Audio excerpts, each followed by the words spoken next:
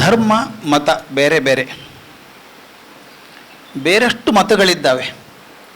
ಧರ್ಮ ಎಲ್ಲರಿಗೂ ಸಾಮಾನ್ಯವಾಗಿದ್ದದ್ದು. ಮತ್ತೊಬ್ಬರಿಗೆ ತೊಂದರೆ ಮಾಡದೇ ಇರೋದು, ಮತ್ತೊಬ್ಬರನ್ನ ಹೀಯಾಳಿಸದೇ ಇರೋದು, ನನ್ನ ಕರ್ತವ್ಯವನ್ನು ಚೊಕ್ಕಾಗಿ ಮಾಡುವಂಥದ್ದು, ಇದು ಧರ್ಮ. ನೀವು ಹೇಳಿದ ಮತಗಳು, ಹಿಂದೂ ಮತ, ಕ್ರಿಶ್ಚಿಯನ್ ಮತ, ಮುಸಲ್ಮಾನ್ ಮತ, ಈ ಮತಗಳನ್ನು ಬಿಟ್ಟು ಬಿಡೋಣಂತೆ. ನಾವು ಮೂಲತಃ ಮನುಷ್ಯರೇ, ನಾವು ಬೇರೆ ಬೇರೆ ಲೇಬಲ್ ಹಾಕ್ಕೊಂಡಿವಿ ಅಷ್ಟೇ. ನಾನು ಮಾತಾಡೋದು ಯೂನಿವರ್ಸಲ್ ಧರ್ಮ, ಎಲ್ಲರೂ ಪಾಲಿಸಬೇಕಾದಂಥ ಧರ್ಮ.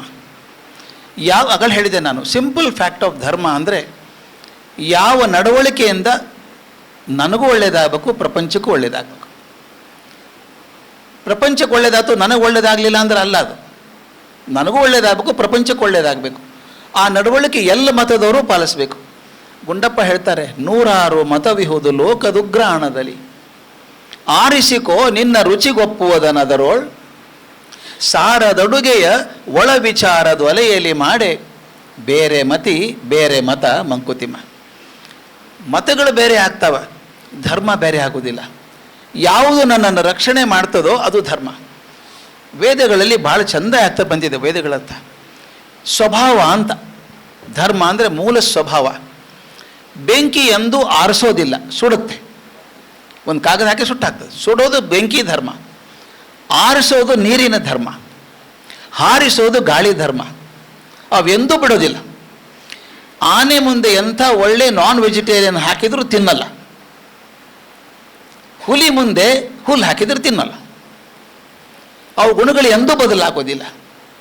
ಆದರೆ ಮನುಷ್ಯ ಹೀಗೆ ಅಂತ ಹೇಳಲಿಕ್ಕೆ ಸಾಧ್ಯ ಇಲ್ಲ. ಬಹಳ ಕಷ್ಟ ಮನುಷ್ಯನ. ರಾವಣನು ದಶಶಿರವದೇ, ನರನು ಶತಶಿರನು. ರಾವಣನಿಗೆ 10 ತಲೆ ಇತ್ತೆ ಅಂತ ಸಂತೋಷ ಆಶ್ಚರ್ಯ ಪಡಬೇಡಿ. ಮನುಷ್ಯನಿಗೆ ಶತಶಿರನು 100 ತಲೆ ಇದ್ದಾವೆ. ಹಾವಾಗಿ ಹುಲ್ಲಾಗಿ ಹಾವಾಗಿ ಹುಲಿಯಾಗಿ ಹುಲ್ಲೆಯೂ ಆಗಿ ಭೂವ್ಯೋಮ ಕತಿಶಯನು ಮಂಕುತಿಮ್ಮ. ಮನುಷ್ಯ ಎದುರಿಗೆ ಬರ್ತಾನೆ ಅಂದರೆ ಅವನು ಹೀಗೆ ಮಾಡ್ತಾನೆ ಅಂತ ಹೇಳೋಕ್ಕೆ ಸಾಧ್ಯ ಇಲ್ಲ. ಏನಾದರೂ ಮಾಡ್ಬೋದು. ಅದಕ್ಕೆ ಮನುಷ್ಯರಿಗೋಸ್ಕರ ಈ ಧರ್ಮ ಅಂತ ಮಾಡಿದ್ದು. ಪ್ರಾಣಿಗಳಿಗೆ ಧರ್ಮ ಬೇಕಾಗಿಲ್ಲ, ನಮ್ಮ ಪಂಚಭೂತಗಳಿಗೆ ಧರ್ಮ ಬೇಕಾಗಿಲ್ಲ, ಎಂದೂ ಬಿಟ್ಟು ಹೋಗಲ್ಲ. ಅವು ಬಿಟ್ಟು ಹೋಗುವಂಥ ಸ್ವಭಾವ ಇರೋದು ಮನುಷ್ಯನಿಗೆ ಮಾತ್ರ. ಆದ್ದರಿಂದ ಮನುಷ್ಯ ಧರ್ಮಗಳನ್ನು ಯಾಕೆ ಹಾಕಿದ್ರು ಅಂದರೆ, ನೋಡಪ್ಪ ನೀ ಬದುಕಿದಿ ಜಮಾನದಲ್ಲಿ, ಒಬ್ಬನೇ ಬದುಕೋದಿಲ್ಲ ನೀನು ಯಾವತ್ತೂ. ಸಮಾಜ ಜೀವಿ ನಾನು, ಎಲ್ಲರ ಜೊತೆಗೆ ಬದುಕುವಂಥವನು. ಎಲ್ಲರ ಜೊತೆಗೆ ಬದುಕಿದಾಗ ನನ್ನಿಂದ ಮತ್ತೊಬ್ಬರಿಗೆ ತೊಂದರೆ ಆಗದ ಹಾಗೆ, ಅವರಿಂದ ನಾನು ತೊಂದರೆ ಪಟ್ಟುಕೊಳ್ಳದ ಹಾಗೆ ಬದುಕೋದಿದೆಯಲ್ಲ, ಅದು ಧರ್ಮ. ಅದು ಮನುಷ್ಯರಿಗೆ ಸೇರಿದ್ದು, ಜಾತಿಗೆ ಮತಕ್ಕೆ ಸೇರಿದ್ದಲ್ಲ. ಅದನ್ನು ಶಿಕ್ಷಣದಲ್ಲಿ ಬರಲೇಬೇಕದು. ಬರಲಿಲ್ಲ ಅಂದರೆ ಶಿಕ್ಷಣ ಅಲ್ಲ. SEP ಆಗ್ಬೋದು, NEP ಆಗ್ಬೋದು, WEP ಆಗ್ಬೋದು, ಯಾವ್ಯಾವ್ದು ಅವು ಸರ್ಕಾರಗಳು ಬದಲಿ ಆದಂಗೆ ಆಗ್ತಿರ್ತಾವೆ. ಅವೆಲ್ಲ ಸರ್ಕ್ಯುಲರ್ ಆರ್ಡರ್ಸ್ ಇದ್ದಂಗೆ ಅವು. ಅದಕ್ಕೆ ಅರ್ಥನೇ ಇಲ್ಲ. ನಾನು ಹೇಳೋದು ಒಂದು ಮಾತು ಹೇಳಿಬಿಡ್ತೀನಿ ಕ್ವಿಕ್ಕಾಗಿ. ನೀವು ಪ್ರವಾಸಕ್ಕೆ ಹೋದರೆ 15 ದಿವಸ ಊರಿಗೆ ಹೋಗಬೇಕು ಅಂತ ಇಟ್ಕೊಳ್ಳಿ. ಸೂಟ್ ಕೇಸ್ ಪ್ಯಾಕ್ ಮಾಡ್ತೀರಿ. ಸೂಟ್ ಕೇಸ್ದಾಗ ಯಾವ ಥರದ ಬಟ್ಟೆ ಹಾಕ್ಕೋತೀರಿ ಅನ್ನೋದು ನೀವು ಎಲ್ಲಿ ಹೋಗ್ತೀರಿ ಅನ್ನೋದ್ರ ಮೇಲೆ. ಥಂಡಿ ಪ್ರದೇಶಕ್ಕೆ ಹೋಗ್ತಿದ್ರೆ ಸ್ವೆಟ್ರ್ ಹಾಕೋಪ್ಪ, ಕ್ಯಾಪ್ ಹಾಕೋ, ನೋಡು ಥರ್ಮಲ್ ಹಾಕೋ, ಥರ್ಮಲ್ಲು, ಶೂಸು, ಸಾಕ್ಸು. ಥಂಡಿ ಪ್ರದೇಶಕ್ಕೆ ಹೋಗ್ತಿದ್ರೆ. ಜೈಪುರಕ್ಕೆ ಜುಲೈದಾಗ ಹೋಗ್ತಿದ್ರೆ 49 ಡಿಗ್ರಿ ಅದ, ಯಾವ ಸ್ವೆಟ್ರ್ ಯಾರು ಹೋಯ್ತಾರೋ ಮರೆ, ಲೈಟ್ ಟೀ ಶರ್ಟ್ ಸಾಕು, ಚಪ್ಪಲಿ ಸಾಕು, ಲೈಟ್ ಡ್ರೆಸ್.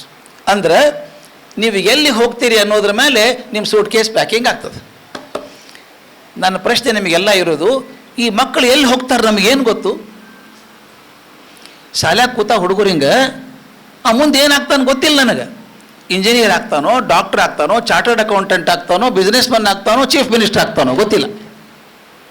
ಅದನ್ನು ಪಾಠ ಎಲ್ಲರಿಗೂ ಒಂದೇ ರೀತಿ ಮಾಡ್ತೀನಿ. ದುರ್ದೈವ ಅಲ್ಲ ಇದು, ಮಜಾ ಅಲ್ಲ ಇದು. 15 ದಿವಸ ಪ್ರವಾಸಕ್ಕೆ ಹೋಗಬೇಕಾದ್ರೆ ಎಲ್ಲಿ ಹೋಗ್ತೀನಿ ಅದರ ಮೇಲೆ ಸೂಟ್ ಕೇಸ್ ಹಾಕೋದಿತ್ತಂದ್ರೆ, ಇವ್ರು ಎಲ್ಲಿ ಹೋಗ್ತಾರೆ ಗೊತ್ತಿಲ್ಲ, ಸೂಟ್ ಕೇಸ್ ಹೆಂಗೆ ಪ್ಯಾಕ್ ಮಾಡೋದು ಇವ್ರದ್ದು. ನಾನು ಅದಕ್ಕೆ ನನ್ನ ಕಡೆ ಬರೆದಿದ್ದೆ, today's education is a definite program for indefinite future ಅಂತ. Definite program for indefinite future. ಅವ್ರ ಸೂಟ್ ನನ್ನ ಭಾಳ ಕಾಡ್ತಿತ್ತು ತಲೆಯೊಳಗೆ, ಈ ಹುಡುಗರ ಸೂಟ್ ಕೇಸ್ ಹೆಂಗೆ ಪ್ಯಾಕ್ ಮಾಡೋದು ಅಂದರೆ, ಮುಂದೆ ಅವ್ರು ಎಲ್ಲೇ ಹೋದರೂ ಅವ್ರನ್ನ ಕಾಪಾಡುವಂಥ ಶಿಕ್ಷಣ ಕೊಟ್ಟಿದ್ದೇವೆ ನಾವು ಅಂತ ವಿಚಾರ ಮಾಡ್ತಿದ್ದೆ. ನನ್ನ ಸೊಲ್ಯೂಷನ್ ಸಿಕ್ತು ಒಂದು 2-3 ವರ್ಷದ ಹಿಂದೆ. ನಾನು ಇಂಗ್ಲೆಂಡಿಗೆ ಹೋದಾಗ ನಾನು ನನ್ನ ಹೆಂಡತಿ ಇಬ್ಬರು ಹೋಗಿದ್ವಿ. ಪ್ಯಾರಿಸ್ಸಿಗೆ ಹೋಗಬೇಕಾಗಿತ್ತು. ಅಲ್ಲಿ ಸಮುದ್ರ ತೆಳಗೆ ಹೋಗುವಂಥ ಒಂದು ಟ್ರೈನ್ ಅದು, ಡೈರೆಕ್ಟ್ ಲಂಡನ್ ಟು ಪ್ಯಾರಿಸ್ ಹೋಗ್ತದೆ. One of the greatest marvels of science ಅದು. ಇಬ್ಬರು ಕೂತಿದ್ವಿ, ಟ್ರೈನ್ ಹೊರಟು ಒಂದು 10 ನಿಮಿಷ ಆಗಿತ್ತು.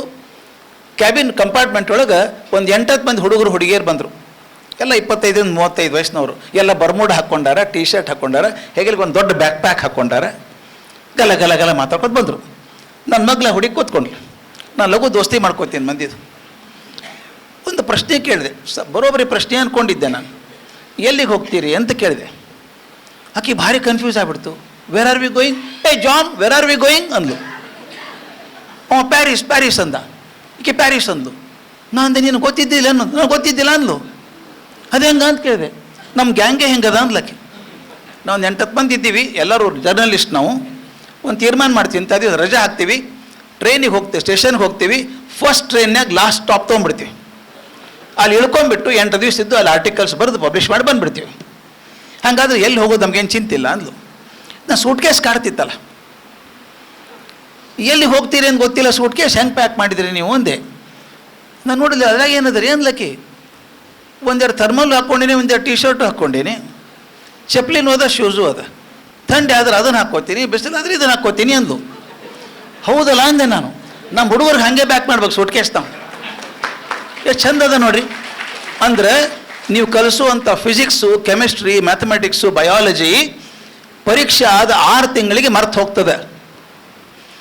ಆದರೆ ಕಲಿಸಿದ ಜೀವನ ಮೌಲ್ಯಗಳು ಪರ್ಮನೆಂಟಾಗಿರ್ತಾವೆ, ಎಂದು ಮರೀದು. ಆದ್ದರಿಂದ ಸೂಟ್ಕೇಸ್ನಾಗ ಮೌಲ್ಯಗಳನ್ನು ಹೆಚ್ಚು ಹಾಕಬೇಕೇ ಹೊರತಾಗಿ ಮಾರ್ಕ್ಸ್ ಕಾರ್ಡ್ ಹಿಂದೆ ಹೋಗಬೇಡ್ರಿ.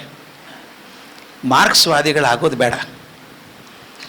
ನನಗೊಬ್ಬರು ಕೇಳಿದರು, ಮಾಸ್ತರ್ನ ಅಡ್ರೆಸ್ ಮಾಡ್ತಿದ್ದೆ ಬೆಂಗಳೂರಾಗ, ಶಿಕ್ಷಕರ ಸದನ ಅಂತ ಒಂದದ. ಒಬ್ರು ಮುದುಕರು ಎದ್ದು ಅಂತ ಕೇಳಿದರು, ಸರ್ ನನಗೆ ಅರ್ಥ ಆಗೋಲ್ತ್ರಿ, ನಾವು ಶಾಲೆಯಾಗಿದ್ದಾಗ SSLC ಇಡೀ ಸ್ಕೂಲಿಗೆ ಒಬ್ಬರು ಇಬ್ಬರು ಫಸ್ಟ್ ಕ್ಲಾಸ್ ಬರ್ತಿದ್ರು. ಹೌದಲ್ಲ ಸರ್? ಇಬ್ಬರೇ. ಭಾಳ ಶಾಣೆ, ಫಸ್ಟ್ ಕ್ಲಾಸ್ ಬಂದಾನವ ಅಂತಿದ್ರು, ತೋರ್ಸಿ ಹೇಳ್ತಿದ್ರು. ಈಗ ಯಾರು ಕೇಳಿದ್ರು 95 ಮೇಲೆ ಅಂತಾರಲ್ರಿ ಸರ್. ನಾವೇ ದಡ್ಡಿದ್ದೀವೋ ಏನು ಹುಡುಗರು ಶಾಣೆ ಆಗ್ಯಾವ್ರಿ ಅಂತ ಕೇಳಿದ್ರು. ಅದೇನಿಲ್ಲ ರೀ, ಅದು ಸ್ಕೀಮ್ ಆಫ್ ವ್ಯಾಲ್ಯೂಯೇಷನ್ ಅಂತ ಇರ್ತಕ್ಕೆ ಆಗ್ತದೆ ಅಂದ್ರೆ. ಅದೇನು ಸರ್ ಅಂದರು. ನಾನು ಹೇಳ್ತೀನಿ ನೋಡ್ರಿ, ಒಂದು ಹೈಪೋಥೆಟಿಕಲ್ ಎಕ್ಸಾಂಪಲ್ ಕೊಡ್ತೀನಿ. ಒಂದು ಪ್ರಶ್ನೆ ಪತ್ರಿಕೆಗಳು ಒಂದು ಪ್ರಶ್ನೆ ಇತ್ತು, ಆಕಳಿಗೆ ಎಷ್ಟು ಕಾಲು? 4 ಮಾರ್ಕ್ಸ್ ಇತ್ತು ಅದಕ್ಕೆ. ಒಬ್ಬ ಹುಡುಗ 3 ಅಂತ ಬರೆದಿದ್ದ. ಪೇಪರ್ ತಪಾಸ್ಕೊಂಡು ಸಿಟ್ಟು ಬಂತ ಅವಾಗ. ಏನು ರೀ ಸರ್ ಇವಾಗ ಚೀಫ್ಗೆ ಹೇಳ್ದಾವ್, ಆಕಳ ಕಾಲು ಗೊತ್ತಿಲ್ಲ ಅವಾಗ, 0 ಹಾಕ್ಬಿಡ್ಲೇನ್ರಿ ಅಂದ. ಅವ್ನು ಇಲ್ಲ ಹಾಕಂಗಿಲ್ಲ ಅಂದ. ಎಷ್ಟು ಕಾಲವ? 4. ಮಾರ್ಕ್ಸ್ ಎಷ್ಟು? 4. ಕಾಲಿಗೆ 1 ಮಾರ್ಕ್ಸ್. ಹೌದಲ್ಲ? ಅವ ಕಾಲೇ ಇಲ್ಲ ಅಂದ್ರೆ ನೀವು 0 ಹಾಕಬೇಕು. 3 ಅಂತ ಬರ್ದಲ್ಲ, 3 ಮಾರ್ಕ್ಸ್ ಕೊಡ್ರಿ ಅವನು. For a stupid answer you get 75% marks. ನಾನು ಅಂಡರ್ ರೇಟ್ ಮಾಡ್ಲಿಕ್ಕೆ ಹತ್ತಿಲ್ಲ, ಇದು ಆದದ್ದನ್ನು ಹೇಳ್ತೀನಿ. ಹೋದ ವರ್ಷ ಪರೀಕ್ಷೆದಾಗ ಆದದ್ದು 4 ಮಾರ್ಕ್ಸಿನ ಪ್ರಶ್ನೆ. Draw the picture of heart and label the parts. Kalpana ಅಲ್ಲ, ಇದು ಆದದ್ದು, ಮೇಡಮ್ ಗೊತ್ತಿರ್ತದೆ. Draw the picture of heart and label the parts. ಒಬ್ಬ ಹುಡುಗ ಕಿಡ್ನಿ ತೆಗ್ದಾನ, ಮತ್ತು ಬರೆದದ್ದು ಲೆಫ್ಟ್ ವೆಂಟ್ರಿಕಲ್, ರೈಟ್ ವೆಂಟ್ರಿಕಲ್ ಎಲ್ಲ ಬರ್ದಾನ. ಆ ಪೇಪರ್ ತಪಾಸ್ ತಲೆ ಕೆಟ್ಟು ಹೋಗ್ತಾವಾಗ. ಏನು ಮಾಡ್ರಿ ಏನು ಕೇಳ್ದ ಚೀಫ್ಗೆ, ಅವ್ನು ತಲೆ ಕೆಡಿಸ್ಕೋಬೇಡ. ನಾವು ಚಿತ್ರಕ್ಕೆ 2 ಮಾರ್ಕ್ಸ್ ಅವ, ಲೇಬಲಿಗೆ 2 ಮಾರ್ಕ್ಸ್ ಅವ. ಅವ್ನು ಚಿತ್ರ ಏನಾಗಿ ತಗೊಂಡು ಹೋಗಲ್ಲಕ್ಕ, ವೆಂಟ್ರಿಕಲ್ ಬರ್ದಾನಿಲ್ಲೋ 2 ಮಾರ್ಕ್ಸ್ ಕೊಡೋ. ಹೀಗಾಗಿ ಆ 95% ನಾನು ಭಾಳ ಕನ್ಸೆಷನ್ ಕೊಡ್ತೀನಿ. ಅಂದ್ರೆ ಬದು ತಪ್ಪಂತಲ್ಲ, I congratulate those children also. ಆದರೆ ಒಂದು ಅದರ ಹಿಂದೆ ಹೋಗಬೇಡ್ರಿ. ಆ ಮಾರ್ಕ್ಸ್ ಜೋಡಿ ಯಾವ ನಡವಳಿಕೆ ಕಲ್ತದ ಮಗು, ಮನ್ಯಾಗ ಬಂದವ್ರ ಜೋಡಿ 4 ಮಾತಾಡ್ತದ ಇಲ್ಲೋ, ಒಂದು ಗೌರವದಿಂದ ಮತ್ತೊಬ್ಬರಿಗೆ ನಮಸ್ಕಾರ ಮಾಡ್ತದ ಇಲ್ಲೋ, ವಿನಯ ಅದನ ಇಲ್ಲೋ, ಮಾರ್ಕ್ಸ್ ಬಂದದಕ್ಕೆ ಸೊಕ್ಕ ಬಂತೋ ಹೇಗೆ, ಅದನ್ನು ದಯವಿಟ್ಟು ಗಮನಿಸ್ರಿ. ಅದು ಸೂಟ್ ಕೇಸ್ನಾಗ ಹಾಕಬೇಕಾದಂಥ ವಸ್ತು, ಅದು ಧರ್ಮ. ಅದು